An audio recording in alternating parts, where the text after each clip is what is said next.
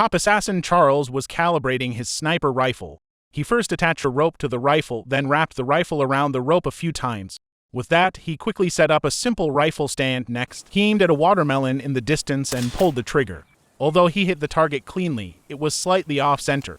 So, Charles made a small adjustment to the rifle, aimed again, and nailed the bullseye. Happy with the result, he decided to practice with live rounds. He loaded the bullets into the rifle, then took a shot directly at the target.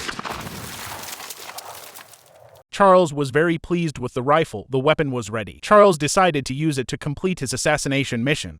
His target was Europe's wealthiest man, Uller Doug Charles, but his security was top-notch. Charles had already learned that Doug would be giving an important speech the next day, and this was his only shot at the target.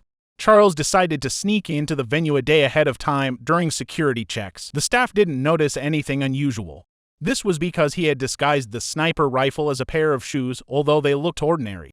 There was a hidden surprise inside when he took the shoes apart. The solace revealed dozens of small modules by assembling the pieces. He created a powerful plastic sniper rifle, which was why the security scanners couldn't detect it. As for the bullets, he hid them inside a phone case. Before the security check, he had already placed it on the tray. After the check, he was able to retrieve it with no issues once inside the venue. Charles blended in as a regular audience member watching a piano performance. Midway through, he excused himself to use the restroom, then snuck backstage. He broke into the door leading to the roof, then climbed up and hid in a pipe from there. He would wait for a full 10 hours. Through the small gap in the pipe, he had a clear view of the entire venue. In the cramped space, Charles took off his shoes, tore them apart, and assembled the sniper rifle. Then he set it aside, waiting for the perfect moment to take the shot. He didn't know how much time had passed. But eventually, some staff members came up to inspect. That meant the target was getting closer at that point. The venue's entrance had increased security with more guards around. One officer handed Charles's sketch to the head of security.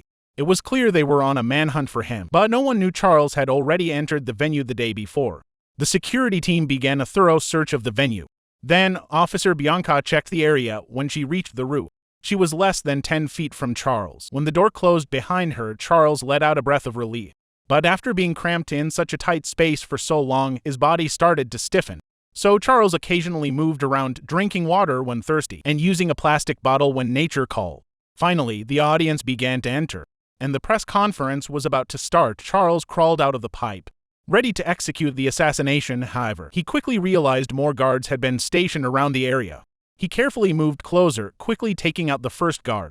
Then he eliminated the second. This was the perfect position to shoot, with a clear view of everything below, but the target was smart, placing a large piece of bulletproof glass in front of him. If Charles shot without thinking, he'd miss. So Charles patiently waited for the right moment to strike, knowing that as soon as the target appeared outside the glass, he'd have his chance. Just when it seemed like the perfect moment was near, another assassin suddenly showed up. As the target finally exposed his head, the new killer's sudden appearance scared him back down. Charles lost his chance to shoot under the protection of security. The target was successfully escorted away. Seeing this, Charles quickly dropped the rifle and slipped into the panicking crowd. At that moment, the audience was in a frenzy, which gave Charles the perfect chance to escape.